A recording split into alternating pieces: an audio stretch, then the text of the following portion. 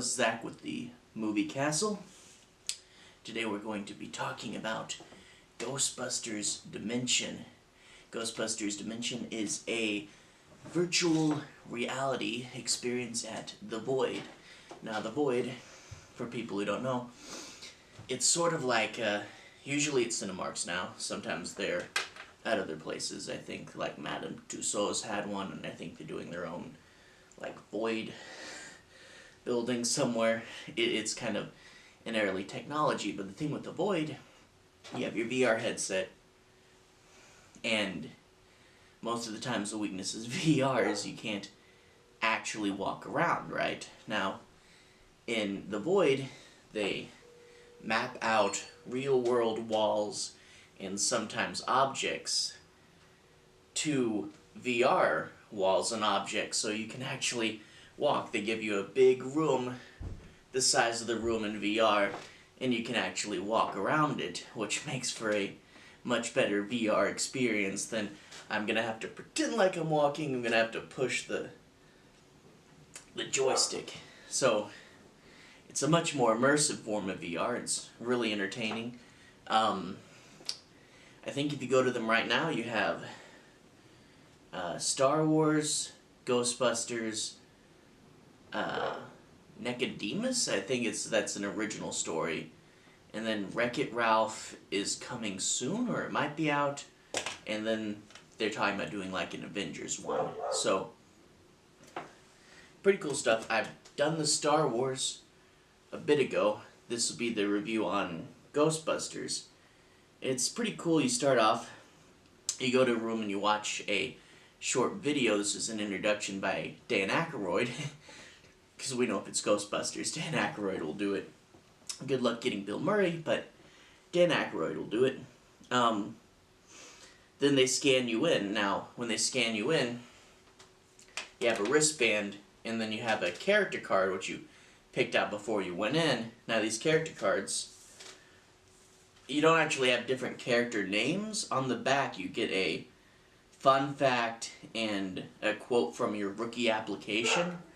But, you know, these are pretty much just basically white male, black male, white female, and black female. So, you know, not like radically different characters. It's just your look when you go in there. And the female ones are skinnier. They don't really, like, I thought they were just larger and smaller, but when you go in the VR, they're definitely female, but it's a little hard to see from the character cards, and I wouldn't mind if they had just put, you know, the male and female symbol to make it more obvious. But you get 4 characters to choose from, and you get to keep the card as a souvenir. And I mean, there's a bunch of them. Like, it was okay for me to take these, I'm sure. They weren't looking. I wanted them. And they're just paper. Anyway, so you scan your character card. Then you go and you get your vest, your helmet, and your gun. And the guys, they, you know, all the employees, they stay in character. They're like, hey, recruits, you know, and they're like, if you need help, there are other Ghostbusters, you know, not other, you know, team members. But then they call it a vest instead of a proton pack, and I'm like, you could be a little more in character. I don't know, me being picky, I guess. And the joke is that the Ghostbusters, you're rookie recruits, right? And they want you to go get coffee, but the policy, the company policy is, if you take out an ectomobile, you have to go on a mission. So they say, oh, we're going to send you on this easy mission. And of course, you know, it's full of ghosts. So you go to this apartment, and I had done the Star Wars one, which is actually a newer one. The Star Wars one came out later, and you can see that this is kind of earlier technology, because the Star Wars one, you hold up your hand, and you could actually see your Stormtrooper hand. However, in this one, you hold up your hand, and you don't see anything. You can see your friends, you can't see yourself, so you can tell, okay, this was one that they made before Star Wars. They're getting better, which is overall a good thing. But, I mean, it's digital, you can patch these, right? I think this could use a little bit of an update. And also, you know, you have your blaster, and for some reason I instinctively wanted to touch the end, but that's not actually there.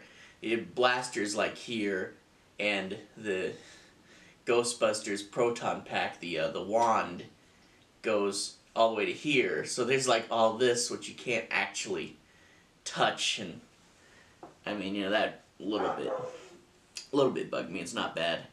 And in regards to, you know, you can definitely see, because I had done Star Wars as well, and you can definitely see that Star Wars was a newer one, because, you know, things were a little clearer, and it was also a little longer, too, which is really, in comparison to Star Wars, the biggest drawback to doing Ghostbusters is Star Wars is about a 15 to 20 minute experience, and then Ghostbusters is only like 10 to 15, so a little shorter, and that is kind of sad, because I could have done it for I could have done it for 30 minutes, but it's only 10 to 15 minutes, and it is an older program, and go along with being an older program, sometimes it's not as clear, like, exactly what you're supposed to do or what's gonna happen, and again, with Star Wars, blasters, it's a lot easier just to make a shooting game, and I think a lot of VR, it's gonna make a shooting game, it's easy, and with Ghostbusters, it's, you know, more like, you know, exploring and, you know, doing stuff with Ghost. So yeah, it's not as clear as Star Wars, it's a little shorter than Star Wars, and it's obviously an earlier program, but it's still really fun, you know, a lot of people grow up watching Ghostbusters, and it's like, oh man, you get to go, you get to see all the Ghostbusters stuff, and it's really, really cool, especially, you know, if you really like Ghostbusters, you know, I definitely try to do this. We did the one in Texas, which it sounds like there are not too many locations for the Void, and pretty much all of central United States, it's like Texas is one of the only ones, and that's kind of sad. I think they'll open up new locations soon, but yeah, would love to see more locations. Not too many Void spots. Lastly, it's $30, so a little on the steep side, but, you know, principles of economics, it's the most they can charge you without you not buying it. So yeah, $30 is a little on the steep, but I mean, it is a cool experience. It's something you can talk to friends about, and it is really unique. So I mean, I'm fine. I can do it. I'll save up a little money, you know. From here on out, I want to talk about the specifics of the experience, and some people, you know, don't want to hear anything about exactly what's going to happen. So I'm going to call this spoiler section. If you don't want to be spoiled, if you plan on doing this, get out now, pause the video, and don't get spoiled. Now, if you don't plan on doing this, or if you've already done this, just want to hear someone talk about it, then, you know, hey, stick around. So basically you have 5 sections. The first room is the pet ghost section. So you go into the first room, and you're looking around, you're like, okay, this is a haunted apartment. And then a little tiny pink ghost, it's kind of a mushy one, looks a little like Slimer. And Dan Aykroyd is on your radio the whole time, and he's like, oh, these are commonly, these are pet ghosts, you know, and you're like, okay, and you kind of look, they got like a little animal face, and then eventually you can start shooting at them, and they kind of split up, and before you know it, you're surrounded by these things. And, you know, you talk about being unclear, because this is an earlier program. I was like, do we shoot at them? And your guns aren't always enabled, and eventually they come on, and then there's a whole bunch, and you're like, am I supposed to be shooting at these? There's a whole bunch of them. But eventually they form into a big one, and he turns on the elevator for you, and you go in the elevator, And the second part, you're on the elevator, the kid ghost will come in, be a little spooky, but then you get your cameo from Slimer, which everybody wants. He'll appear, Dan Aykroyd will say something like, this guy just doesn't give up, and then he'll rush at you. Now, when Slimer rushes at you, all of the character skins change to a slightly slimed version, but this is interactive VR. It has a little sprayer towards the front of the elevator, so like one person I was with who's closer to the front of the elevator actually felt the sprayer, and I was in like game mode, and I was like back of the elevator to the side trying to dodge him, and I didn't feel the slime because I was standing out of the way. So if you want to get the full experience, when you see Slimer, he's gonna rush at you. Just get in front of the elevator, be like, slime me, and you get all the spray. And it's not like it sticks to your clothes, it's just a mist,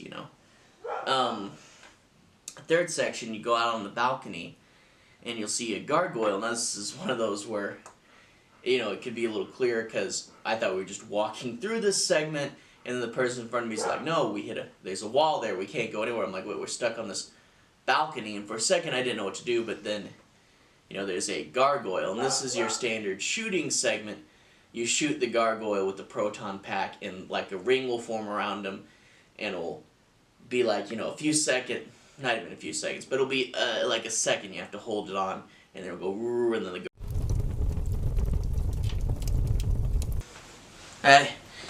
the part 2, my camera cut off. Sorry about that, that means I've been talking for more than 12 minutes. I need to disable that feature. I trust my editor to splice these together. Okay. I was talking about crossing the stream, which, luckily in the game, you don't get any penalty for beforehand, because people are crossing streams all the time. You gotta put the tips of the gun together, and I just watched that clip on YouTube, and I forgot it was the tips that they did, not the tips of the stream. And it was a little hard to coordinate with our group because we're all like, and we got 3 out of the 4 people who were there to do it, and that was enough to end the game. Now, this isn't exactly like the movie, because in the movie, they cross the streams pointing at a Gozer's dimension, destroying the dimension, and it was the excess radiation that shot out of the portal that killed Mr. Stay Puft, because, that's what do they say, it's like a nuclear bomb, and it's good that it went off in Gozer's dimension, and then shot the rest out just of, the whole of the portal, right? And I'm guessing these are much low-powered proton packs that they give to rookies or something, because, yeah, that would be very bad. But anyway, one thing, when you kill Mr. Stay Puft, you do get a sprayer up top that actually has a marshmallow scent, so you talked about the little extra steps the Void goes through to make VR really real, and that marshmallow scent was one of them, and that was really fun. You step out, you get your equipment off, you take a picture. Overall, it's a good experience. I just wish they would go through and update it so you can see your hands. And, it would be nice if it was a little longer, because the Star Wars one was a little longer, and, you go through the second time, you're like, that's a little shorter, but it's still really fun, and if you're a Ghostbusters fan, definitely recommend it. I think that's all I got to say for now. I'll see you when I do the next review.